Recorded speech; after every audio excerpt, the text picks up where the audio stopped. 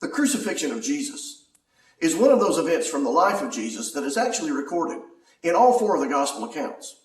Now that shouldn't be terribly surprising to us, since after all, the crucifixion was the first of a series of events that really have become the central events of all human history. But it is recorded in all four of the gospel accounts. And because it is recorded by these four different men, it is also not surprising to us that there may be certain details captured in one account that might not be captured in the other accounts. Well, it is a passage that is recorded in Luke's documentation of the crucifixion that I would invite you to think about with me for a few moments today. And so to start things off, I really just want to read the passage in question. It's found in the 23rd chapter of the book of Luke and the 39th verse, beginning there. Luke chapter 23 and beginning in verse 39. There it is written, "Then one of the criminals who were hanged blasphemed him, saying, 'If you are the Christ, save yourself and us.' But the other answering rebuked him, saying, 'Do you not even fear God, seeing we are under the same condemnation? And we indeed justly, for we receive the due reward of our deeds. But this man has done nothing wrong.' Then he said to Jesus, 'Lord, remember me when you come into your kingdom.' And Jesus said to him, 'Assuredly I say to you, today you will be with me in paradise.'" It is well known among many people, even among those that don't know a whole lot else about the Bible in general, that Jesus, when he was crucified, was not crucified alone. In fact, a lot of people have spent a lot of time pondering the plight of this thief on the cross and the exchange that took place between him and the Lord Jesus on that very sorrowful day in which each of them suffered through an excruciating physical ordeal that would, by the end of the day, take both of their lives. Well, as I said, Jesus was not crucified alone, but he was not crucified along with one other person either, but two. There were two men who were crucified alongside Jesus that day. We know this from the gospel accounts, and we even know how the crosses were arranged.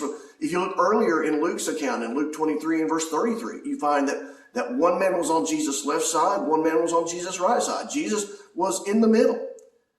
And a lot of time has been spent by a lot of people discussing and thinking about the words exchanged between this thief and Jesus. And they are words worth pondering, and it is an exchange that is worth pondering. But it's not one that I'm going to ponder right now. I'm not going to ponder these particular words in this particular study. You see, you may notice that we'll call him the penitent thief. You may notice that the penitent thief not only had words to say to Jesus, he had some things to say to the other thief as well. Now, one of the details provided by Matthew's account in Matthew 27 and verse 44 is that initially both of these thieves had been mocking Jesus as he was crucified. But when we take the two accounts both into consideration, both Matthew and Luke, we see that at some point the attitude of the one thief changed with regard to Jesus. As we see him stop mocking Jesus and we see him stop chastising Jesus and instead throws himself at the mercy of Jesus before he, that is the penitent thief, slipped into eternity. And thank God he did, because we are made aware that he was rewarded for doing so. And for all the discussion that has been generated by this fact that this thief on the cross was saved, I'm going to leave the discussion of the details of that particular fact for another time. What I want to do right now is take note that while this one thief had a change of heart and stopped his mocking of Jesus in favor of seeking the Lord's mercy, the other thief continued to mock the Lord, and as far as I know, did so right up to the very end. And I do find the words of the penitent thief to this other man to be worth taking note of as well.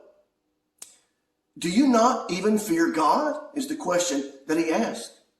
And of course, it seems pretty certain, to me at least, that neither of these men had feared God like they should have prior to this day, because when you get right down to it, that's a big part of the reason they were being crucified to begin with. Now, unlike the man in the middle, as the penitent thief acknowledges, they were receiving the due reward of their deeds. Both of these other men were hanging on their crosses because they deserved to be hanging on their crosses. I believe it's safe to assume that the fact that they would one day die and stand before God was not at the front of their minds while they were committing the crimes and the sins for which they were now being punished, for which they were now being put to death. It's evident that they hadn't thought about that fact at the time that they chose to commit their crimes. But now, it is clear that they are going to be dead by the end of this day. And so the reality of the situation seems to have now made its way to the front of the mind of one of them. And it's a serious situation. And he recognizes this fact, and he is incredulous that even now, as death stares him in the face, this other man still does not seem to have the proper fear of God that I certainly believe the situation merited. These men are about to die. Now, think about what Solomon wrote with regard to what happens to us when we die.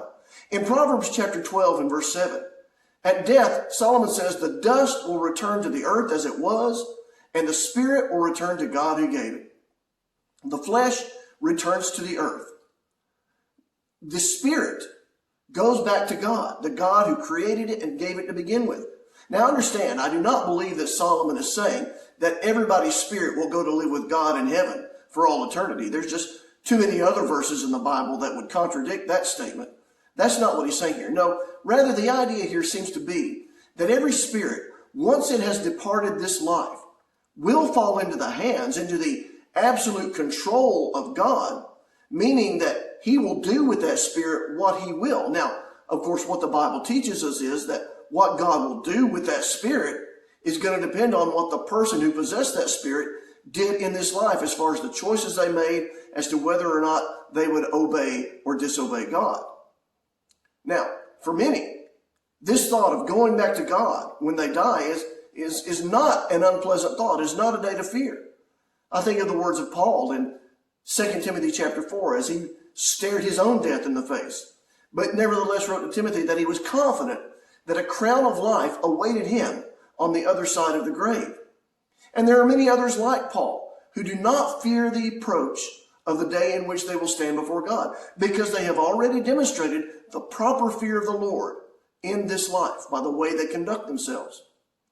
But we do know, unfortunately, that many more people, according to what Jesus says in Matthew chapter 7, verses 13 and 14, many more people will find this to be a day to dread and to fear, as it was, at least initially, for both of these thieves that were crucified alongside Jesus. Soon, both of these men would fall into the hands of a God who is completely just and fair in all that he does. Thankfully, one of these men had the presence of mind to recognize his situation and seize hold of this one final opportunity that he had to ensure his safety in eternity. And his words and his actions, given his circumstance, were thus completely rational and understandable.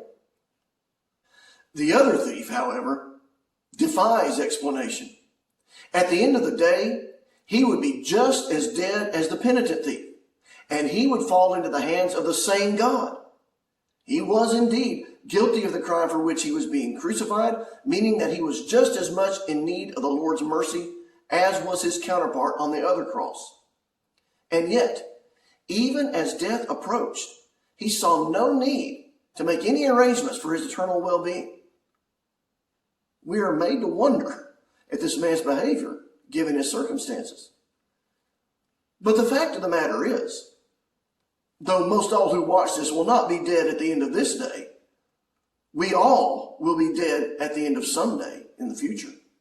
And we will all stand before the same God that these two thieves stood before.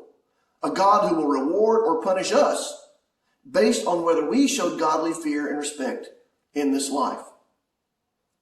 Seeing how none of us know when that day will come for each of us, rationality would call for us to seek the Lord's mercy and prepare for that day at any time. Have we done that? Are we prepared? Are you prepared? If you're not, I would urge you to call the number that's about to come up on your screen. I hope you have a good day.